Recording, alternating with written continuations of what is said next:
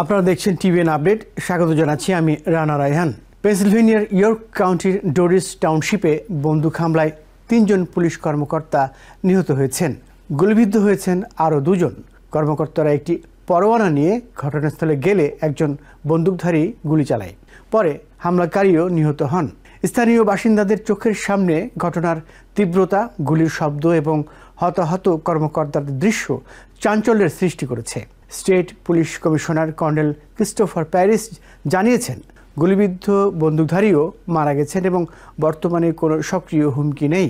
নিহত 3 জনের মধ্যে 2 জন নর্দার্ন ইয়র্ক রিজিওনাল পুলিশ বিভাগের সদস্য এবং একজন ইয়র্ক কাউন্টি শেরিফের ডেপুটি ছিলেন। ঘটনাস্থলে আহত 2 জনকে ওয়েলস্প্যান ইয়র্ক হাসপাতালেই চিকিৎসা দেওয়া হচ্ছে।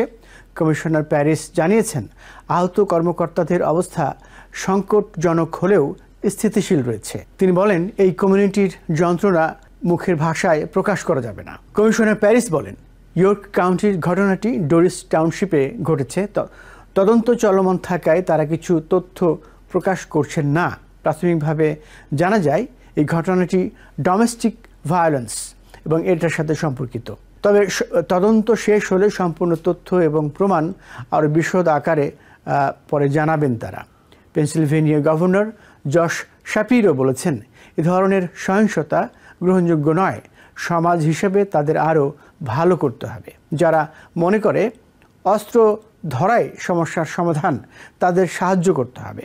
মানসিক স্বাস্থ্য নিয়ে যত্নশীল হতে হবে। শাপিরো আরও উল্লেখ করেন, অ্যাটর্নি জেনারেল প্যাম বন্ডি সরাসরি তার সাথে যোগাযোগ করেছেন। ফেডারেল সরকারের পূর্ণ সমর্থন দেওয়ার কথা জানিয়েছেন তিনি। স্থানীয় এবং ফেডারেল আইন প্রয়োগকারী সংস্থার সহযোগিতার জন্য কৃতজ্ঞতা জানান গভর্নর। ঘটনাস্থলে police, state police, fire service এবং অন্যান্য জরুরি সেবার কর্মকর্তারা উপস্থিত ছিলেন। State governor Josh Shapiro, state attorney general Dave Sunday ঘটনাস্থলে গিয়ে পরিস্থিতি পরিদর্শন করেছেন।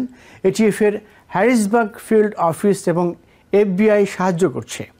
FBI ডিরেক্টর ক্যাশ প্যাটেল এক বিবৃতিতে বলেছেন, তারা প্রার্থনা করছেন হতাহত কর্মকর্তা, তাদের পরিবার এবং পুরো ইয়র্ক কাউন্টি কমিউনিটির সঙ্গে FBI আছে।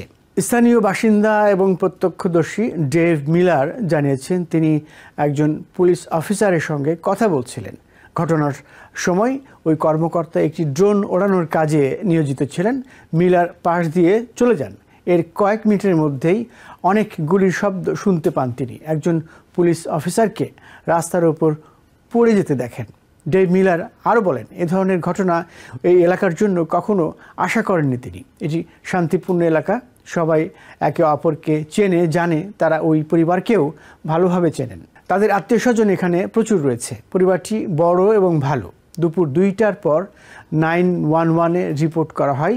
ইয়র্ক কাউন্টি জরুরি ব্যবস্থাপনা কর্মকর্তা জানান, দ্রুত বহু পুলিশ এবং এমার্জেন্সি মেডিকেল সার্ভিসের ইউনিট ঘটনাস্থলে পৌঁছে যায়। প্রাথমিকভাবে স্প্রিং গ্রোভ এরিয়া স্কুল ডিস্ট্রিক্টের সমস্ত স্কুলে এই ঘটনার পর শেল্টার ইন প্লেস নির্দেশনা দেওয়া হয়। তবে স্কুল ডিস্ট্রিক্ট জানায়, পরিস্থিতি কোনো স্কুল বা শিক্ষার্থীর সঙ্গে সম্পর্কিত না হওয়ায় ওই নির্দেশনা প্রত্যাহার করা হয়েছে। নিউ ইয়র্ক থেকে সম্প্রচারিত টিভিএন 24 টেলিভিশন, বিশ্বজুড়ে বাঙালির কণ্ঠস্বর।